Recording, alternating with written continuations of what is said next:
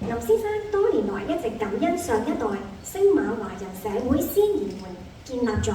華文小學、中學同埋大學，讓佢可以得到良好嘅教育。所以喺佢事業有成嘅時候，盡力回歸社會。喺馬來西亞，林先生因為長期對太平市文教界嘅貢獻，喺2024年被當地華人社群推選為太平之子。2025年，佢亦都榮獲馬來西亞南方大學學院頒授嘅第8屆南方人民精神獎。一年輕時受到李氏基金資助完成大學學業，令佢常常感懷感恩之心。佢亦都對中華傳統文化嘅傳承充滿熱忱，視中華文化為人生路上嘅一盞明燈，照耀前行方向。晚年，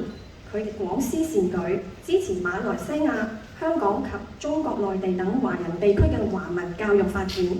尤其重視青年教育。林先生自2016年起獨力出資，推動馬來西亞、香港學生文化交流之旅。馬來西亞南方大學學院、新紀元大學學院同埋漢江傳媒大學學院3所華人學院，先後同香港中文大學、香港恒生大學合辦此活動，至今已經累積超過280名學子參與。林先生更加親自同學生交流，引導學子拓展國際視野。林先生以為己為人勉勵後進，於己當明辨優缺，謙遜求教；於人應廣結善緣，施援扶危，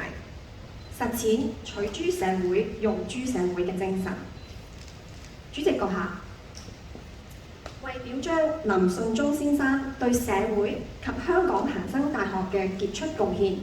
本人恭請頒授榮譽大學院士銜予林順忠先生。